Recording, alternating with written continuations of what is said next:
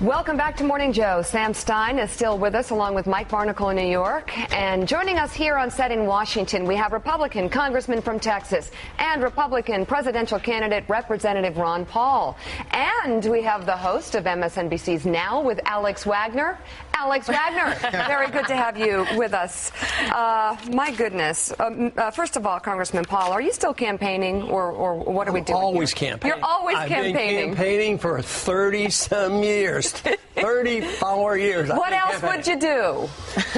I would not know what to do if I couldn't campaign for my favorite subject, and that is personal liberty. Yes. That is my goal. That's fair. So let's look at the state of the campaign. I want to ask you about Mitt Romney. You're not ready to endorse him, obviously. No.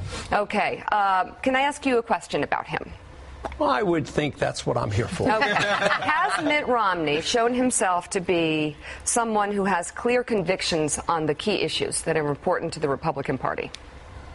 You're asking me whether he does? Yes, and whether he's shown himself to be someone who has clear convictions. The Republican Party of the last several decades, I would say he has core convictions, but I just disagree with them.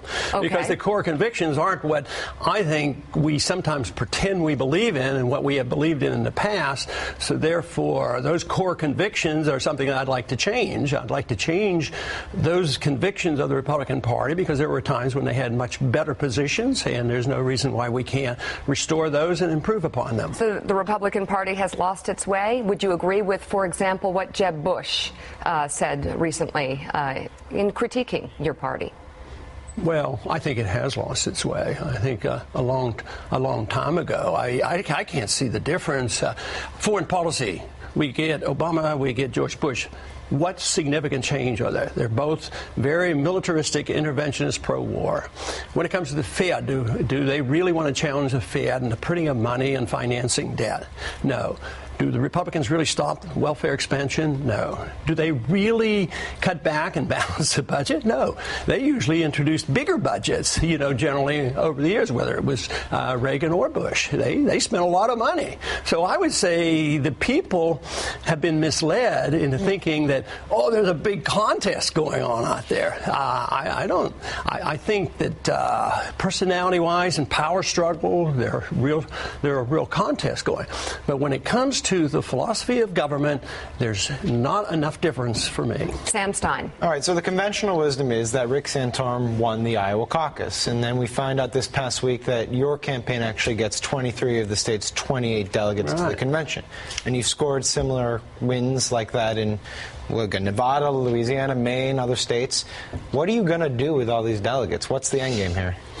Well, unfortunately, we don't have quite enough, to take over the convention. Okay, that was the ultimate goal. But I think that, and under the rules, they're going to restrain us because as of now, I'm not sure whether I will have a public presence. But we will have a president, the organization, because even those many who have been nominated and elected as delegates and will be obligated to vote for Romney are really our supporters. So that means the atmosphere, what's going on, platform fights, and the excitement will be with our group. Have you asked, or have you been asked by Mitt Romney to have a speaking portion at the convention? No, I have not asked specifically, and he hasn't invited me to. We under the rule, if we'd have had 5 clear-cut wins, in the state, they would have been obligated to allow my name be nominated and then give a speech, which would be my speech, and a 15-minute speech. And that right now, because of the questionable way who gets seated, and sometimes these delegations would win them, and in Nevada there's controversy. One last second question. How are you hoping to influence the party platform? What specifically do you want in the language that would placate your hordes of followers? Precisely, definitely follow the Constitution. Okay. Whether it's on declaration of war, whether it has to do with monetary policy, whether it has to do with doing things that are not unauthorized, like the welfare state, we want to challenge the whole thing. Okay, Alex Wagner now. Dr. Paul, I want to go back to something that Mika said. You're often seen as an outlier for the Republican Party. Do you think the tent is big enough right now? And if Mitt Romney loses in November, what do you think the repercussions are for the GOP? Well, I always think that no matter what comes of it, there should be a positive outcome for it. Do you think there will be? I know the word outlier is a common term, and I'm not criticizing you, but really the problem is the Republican Party has become the outlier for the cause of liberty, and what they pretend. I want to work on the platform, but we know platforms don't change people's attitudes. That's what we want to do: get attention, change in the attitude, so that we who are perceived as outliers become the insiders. And that's what's happening. That's what people aren't quite aware of, because we're winning state delegations, state chairmen, and small offices, anywhere from city councils to county commissioners. That's what's happening. All you have to do, and the subject hasn't come up yet, look at the next generation. I mean, there is so much excitement out there, and although we have the greatest influence on young people, this movement, which is they think that's all. No, we have a lot of people who are joining who aren't under 30. But the big deal is that the next generation are sick and tired of what they're getting, and they're looking for something.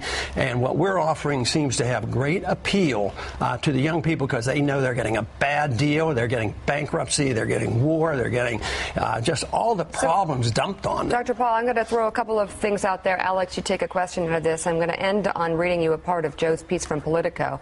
But I understand your campaign plans to hold its own event prior to the convention. So the question is, are you helping or hurting the party by separating yourself so close to the convention? But also, here's what Joe writes, and it plays into the issue of conviction in the leaders in the Republican Party, and his worry about not only the Republican presidential field that went through the primary process, but those who didn't join in to try and run for president. He voted for you. Why I voted for Ron Paul, Politico. While Romney was distancing himself from Ronald Reagan, Ron Paul was fighting with Republicans to balance the budget for the first time in a generation. While Santorum was supporting an unprecedented expansion of entitlement spending, Paul was warning of a great recession that would be caused by government interference in the housing market. And while Gingrich was talking about how he would build up the federal government to push his conservative agenda, Congressman Paul spent all his waking hours focused on dismembering that big government beast. We can't think of anyone who ran in the Republican field or even in the Senate and in Congress who has really, really strict convictions that they've stood by. Maybe one or two people, Alex. No, I mean, I think the slogan widely acknowledges consistency. Thy name is Paul, and that consistency is why I've been to, on the campaign trail. I've been to your rallies. I've seen those crowds where it's folks in their 70s, it's folks in their 80s, it's really young people. It's and a lot of Canadians.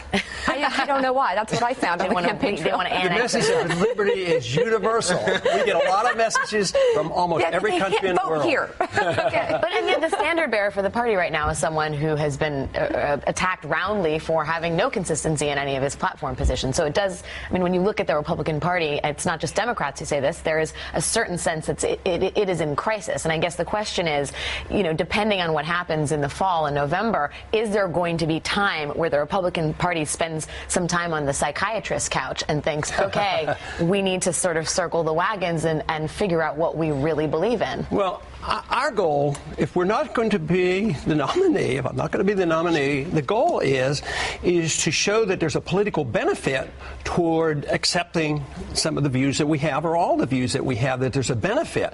Because most people aren't driven by philosophy in government, believe it or not. They are not. That is not their goal. Their goal is to be in office.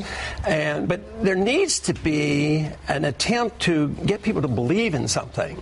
And because that's what the people want. And sometimes they need it more than others. Right now, in the last 5 years, why there's been such a great growth in our philosophy is of the need. Wars are endless. The people are tired of them. The money is there. The debt is there. The crisis had come. So therefore, the door is wide open. So I believe we're actually doing a favor for the Republican Party if they would look to us for guidance and to realize that if they would accept some of these things, they might have an easier time winning, rather than just saying capitulate They conform, don't even have a discussion. Why should there not be a discussion at a convention? You and I, everybody pays for this. $18 million to pay for this, and you're not allowed to have a discussion? The Democrats, they don't even have a contest. $18 million just for this PR stunt. A lot of videos. All I want to do, if I don't get a speech on the floor in the convention, all I want to do is have a little meeting and say, hey, look, we have numbers, we have people, we have enthusiasm, we believe in something. Why don't you pay a little attention?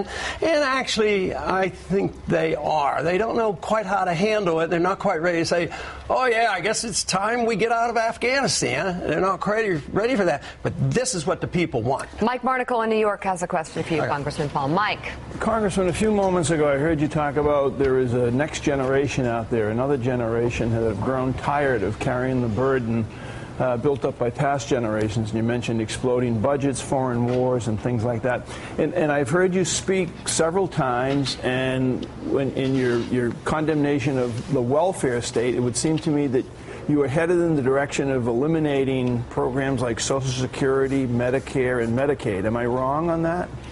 Well, sort of, because there's a good time sequence. As adamant as I am about the purity of a philosophy, I'm also very pragmatic when it comes, I want to get rid of the Fed, but I also don't want to get rid of the Fed tomorrow. What I want to do is have competition with the Fed and let the Fed self-destruct. And when it comes to welfare, matter of fact, I'm probably the best protector of Social Security and some of these programs for child health care and elderly health care, because we can't afford it. We're going bust, and it's all going to collapse. You have Obamacare is totally destructive to the medical care system. I'm saying I want to cut $1 trillion out of the budget, but a lot of it comes from overseas funding and war, and I say this is the only way we can preserve some of these programs and work our way out of it. I want young people to opt out of Social Security, but my goal isn't to cut. I think this is where the Republicans make a mistake. They're seen as cutting food stamps and increasing the military budget. I think it's bad politics, and so in my more pragmatic stance on how we get to the place where I want to go, actually, I'm probably offering a program where some of these programs that we have taught people to be so dependent on, I would probably preserve them longer than others, because we're going to lose them because of the bankruptcy that is coming. Oh, okay. And now I've seen the composition of many of your rallies, and there are many, many, many young people who attend your rallies. Do you feel, in speaking to this next generation that you just spoke of, do you feel any obligation to talk to them, perhaps instruct them about the fact that there has always been a social contract among Americans from one generation to another to help those who need help the most? Yeah, but not through government. The best way you can help people is have freedom and free markets, incentives, production, sound money. So my goal in my program is the most humanitarian. You're insinuating that there's a socialism type or welfareism that is promised one generation to the next. That's not in the Constitution. That's sort of a 20th century concoction of welfare transfer, through force of government. But if you care about people, you have to endorse sound money, personal liberty, incentives to get ahead, peace and trade. These are the things that will take care of people. And we have accepted this sort of social contract you talk about for the last 100 years. And look at where we are. Look at what's happened in the last 20 years. Look at what's happened since the year 2000. Look at what's happened in the last 5 years. It's downhill. So what do we get? Education for kids. They're graduating. They have more debt, no education, and no jobs. That's what your social contract is giving you. A bit of a personal question then. Are you on Social Security? Do you get Social Security checks? I do. Well, you just told younger generations that they should wean themselves off this social contract. That is true. But you haven't done it yourself. The Social Security, just like I said that I would preserve the Social Security the best I can, but we want to get off. But this is one program we were supposed to be paying into an insurance program. I understand that. Yeah, so it's don't you different. Think you could have set a good example for the future generations?